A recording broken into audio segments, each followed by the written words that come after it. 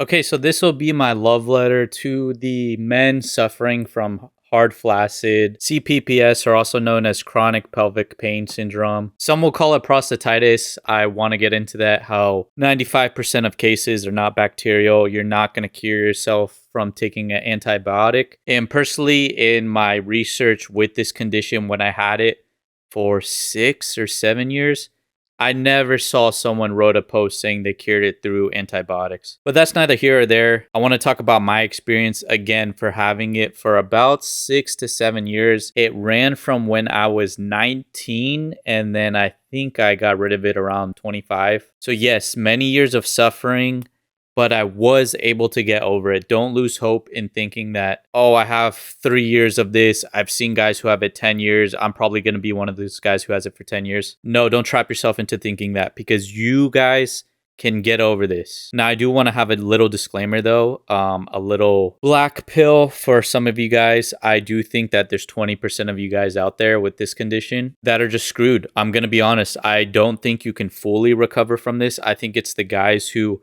either they heard a loud pop when they were masturbating or jelking. They did weird shit like, yeah, jelking, or used like a penis enlargement thing. I don't know. It's really tough for me to be honest and say that you guys will get better. I think you'll reach a level of improvement where you can kind of live with the condition, but a full-on cure for, again, 20% of the men dealing with this, I don't think it's in the cards. However, there's 80% men out there who, no matter how bad you feel with this right now, you can fully 100% recover. I am proof of that.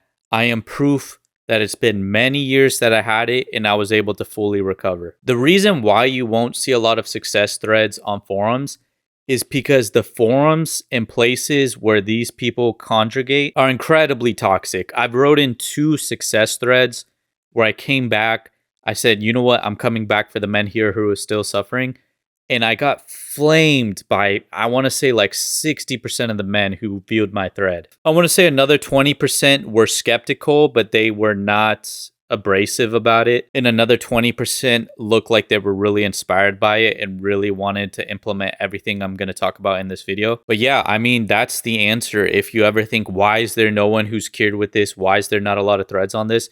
It's because men want to move on with their life and they want to put this all in the past. I was one of those men, and it makes it really hard and disheartening when you want to come back sometimes and help men with this condition, but they're very toxic. They say you have no idea what you're talking about, even though you're proof that you cured this condition. Oh, you don't have it as bad as I do. You're full of shit, blah, blah, blah.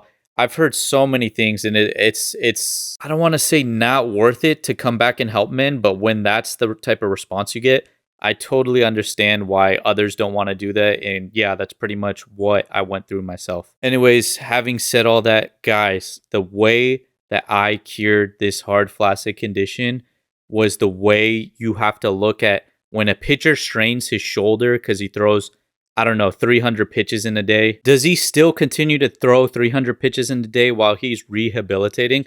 Or even say 50? No, he is in complete rehabilitation mode. He is totally focused on recovery and trying to get back on his feet. So I use this analogy because there are so many men in r/hard flaccid. I think the new forum is r/hard flaccid research.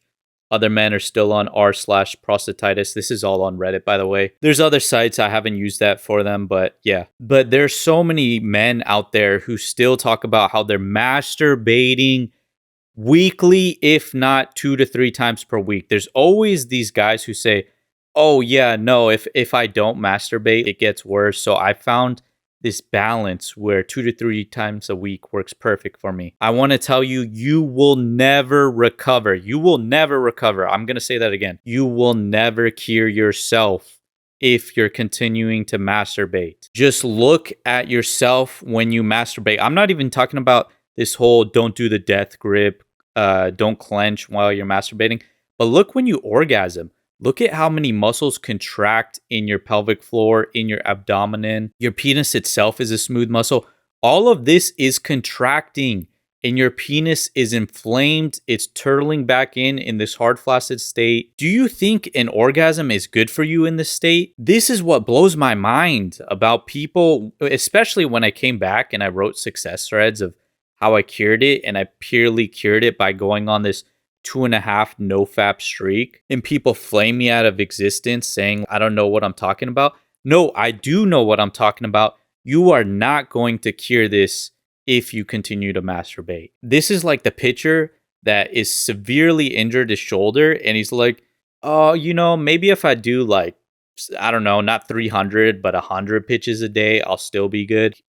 No, he is in full recovery mode. He is going to PT, which is another thing that I'm going to say right now. PT will help, but it's not going to be the answer if you're constantly going 1 step forward and 3 steps back because you're masturbating. And that's essentially what it is. I've been on the forum when this guy named BT Calvert, he was a young 18-year-old who kind of thought he discovered how to cure this thing, and he's helped a lot of men. I respect him a lot. I respect how he's advocating for this in the research realm and trying to really put the word out there of this condition that plagues men that not a lot of mainstream science knows about nor even cares about, and he's really advocating for it. But still, no matter how much stretches you do, no matter how many clamshells or glute bridges, you're not going to cure this going 1 step forward and 3 steps back constantly. Quit putting yourself in that 2-step back state. Quit masturbating. That's what it's doing to you. I'll debunk any argument. Anyone could come at me. Truthfully, I don't know if I want to do this because, again, it gets very toxic very quickly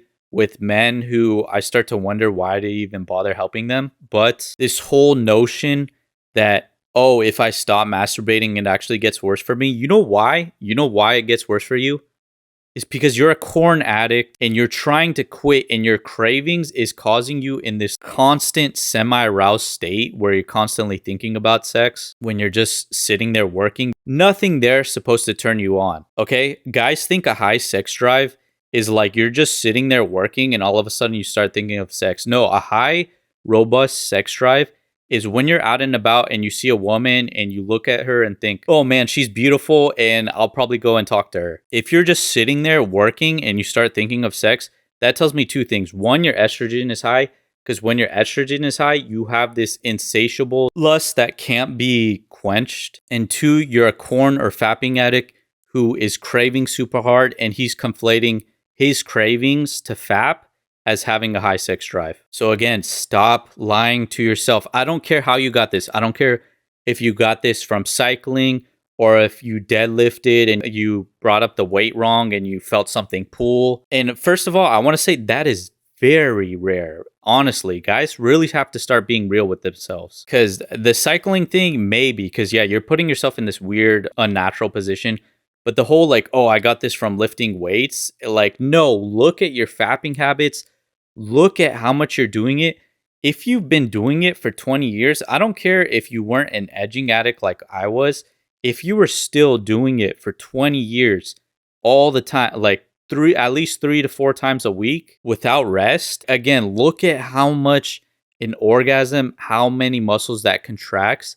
Over time, especially if you add in lifting's not the thing that did it. Maybe it's the straw that broke the camel's back, but it's not the thing that put you there. It's that constant masturbation that's slowly making your pelvic floor wrap and get tighter and tighter over time until finally, yeah, maybe you did deadlift and feel something pull, but so many guys, how come power lifters deadlift 1,000 pounds and that doesn't happen to them? But it happened to you because you deadlifted 225. It's because you were fapping for so many years. And I'm sad to say, but I think this condition is going to get way more common as the years go by, as men start to get more and more degenerate in their fapping habits. I think edging or gooning, whatever people want to call it, is becoming more and more common these days. And I think men are going to start to get it as young as I did when I was 18 and a half, 19 years old. And I got hard flaccid, and that just completely killed my early 20s. I have no one to blame but myself, but this is the direction we're heading, guys. We have to start being really honest with ourselves. We got to stop lying and saying, oh, it came from this or that, or again, it doesn't matter how it came from at this point. You have it you strained your muscle. The penis itself is a muscle. It doesn't matter that it's a smooth muscle and it operates different from a skeletal muscle. There's still some laws that a muscle adheres to. And if it's strained, maybe the word's not strained, because a lot of people get really pissed off when I use that word strained. They're like, it's not strained. But you know what I mean? It's overworked. It's turtling back in. It wants a fucking rest. I mean, look at your penis, guys. It is red. It is crying out in pain. That mine would balloon up after I'd have a FAP session of 4 hours. It would actually swell up and sometimes turn purple. And I am telling you, if I was able to recover from that, you could recover too. It's just going to take some time. For me, if I had a wet dream, that would set me back and like give me hard flaccid in a worse state than it already was in for about like 3 weeks to a month. It wasn't until I was about 1.5 years of this very strict no-fap where I could have a wet dream and it wouldn't set me back. Hell, one time I was at maybe 20 months no-fap and I had 5 wet dreams in a week and I didn't get hard flaccid or I didn't get any hardening on my penis at all. That's when I finally knew I recovered. So yes, it took 20 months of nofap. And I know a lot of guys will be like, well, I did 7 months and it did nothing for me. Yes, me too. I was on 7 months. I'd have a wet dream. I'd get hard flaccid even worse, but I stuck to my convictions. I knew that I was not going to put myself 2 steps back. I pushed on no matter how many years it took. I don't care to have that 15 minutes of pleasure fapping. I wanted my life back. And what did it for me is I kept pushing, and then slowly I reached this kind of threshold point where I was about 1.5 years in, where again, I would get a wet dream and it wouldn't set me back. And then the body just takes care of itself. I'm having morning wood. That's giving me the strength. That's another bullshit. I'm sorry this is all over the place, but that's another bullshit lie that people say is like, oh, if you don't fap, it's like any other muscle. If you don't use it, you lose it. That is the biggest fucking horseshit ever. Your penis is not going to fall off or it's not going to become dysfunctional because you're not fapping. Right now, it's dysfunctional. It wants you to stop abusing it. And it's still used in your sleep. Even if you're one of those guys who's like, it's so bad for me, I'm not even waking up with morning wood, bro. What you don't realize is in your sleep, maybe you're not aware of it, but it's trying to get into that erected state. So maybe it's a half or a quarter chub, but it's trying to get there. And you'll notice over time as you stick with this more and more that you'll start waking up in the middle of the night and realize, oh, shoot, I have an erection right now. Yeah, maybe in the morning you'll wake up and it won't be there, but slowly over time, you're going to get that morning wood back. And morning wood is going to be the thing where, quote unquote, you're using it.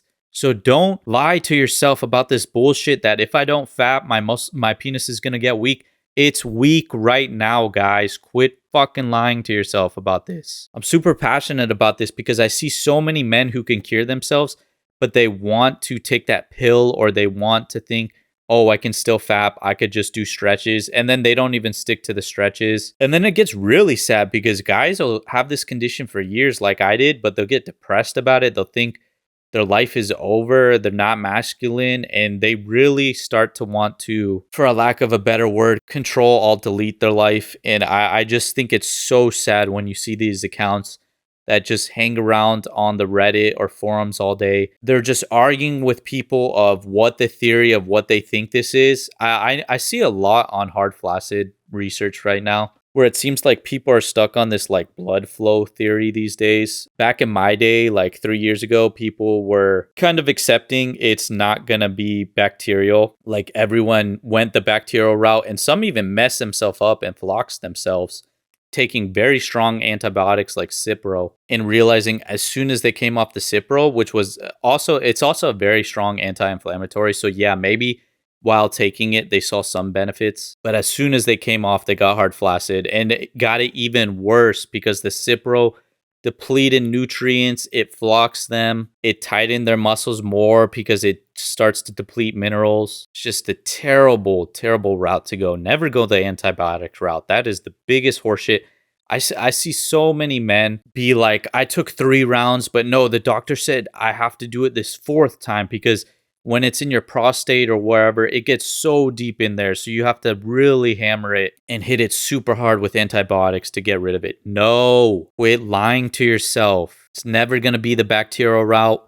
And whatever issue you think it is, blood flow or not, in my opinion, is irrelevant, because the way to cure yourself is to quit putting trauma on a traumatized piece of your body, being your penis. It wants you to stop beating it up. It wants you to stop going 2 steps back, and just at least try that for 2 years. What do you have to lose? Honestly, can anyone tell me at all what you have to lose not masturbating with this condition? Because so far, when I've asked people that, when they flamed me, no one at all has ever given me a good response, or let alone even responses at all. Because logically, you're losing nothing. You're losing 5, 10, maybe 15 minutes of self-pleasure in replace of your life. Do you want your life back? Do you want to go back to being able to talk with women and date them and not worry about this damn condition that plagues and haunts you? So enough, guys. Enough lying to yourself. Get your shit together and get to work. This is your wake-up call. And I promise you, we're all going to make it. You guys, 80% of you guys are going to make it. And for those 20% who are screwed, who I personally believe are screwed, it's sad to say, but I feel like it's the truth, because you really started to mess with really weird shit that probably messed yourself up permanently. You can still reach a point where you live with the condition, and yeah, you might flare up here and there, but it's not gonna plague your life. You can deal with it and you can live with it. I love you guys. Hope this helps. See you next time. Peace.